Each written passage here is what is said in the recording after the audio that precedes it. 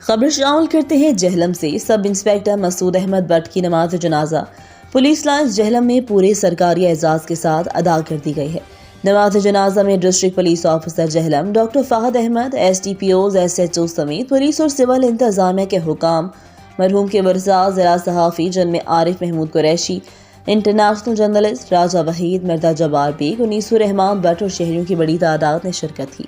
Police lines Jhelum میں نماز جنازہ کی ادائیگی کے بعد مرحوم کی میت ان کے آبائی علاقہ ضلع منڈی بہاؤدین میں روانہ کر دی گئی۔ جہلم پولیس میں بطور تفتیشی آفیسر فرائض منصبی انجام دینے والے سب inspector Masood Ahmed Butt, incharge police چوکی سٹی پندادن خان، جو اپنی ڈیوٹی سر انجام دینے کے لیے جہلم آ رہے تھے، اپر نہر سرائے عالمگیر کے مقام پر ان کی گاڑی کو حادثہ پیش آیا، جس کی وجہ سے ان کی گاڑی نہر میں گر گئی، جس سے وہ خالق حقیقی سے جان ملے۔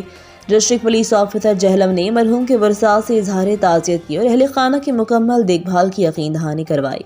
مزید کہا، غم کی اس گھڑی میں جہلم پولیس مرحوم کے ورثاء کے ساتھ برابر کے شریک ہیں۔ رپورٹ کرے ہیں ریٹ نیوز جہلم۔ مزید خبروں سے باخبر رہنے کے لیے اور تازہ ترین اخبار پڑھنے کے لیے وزٹ کریں rednews.pk۔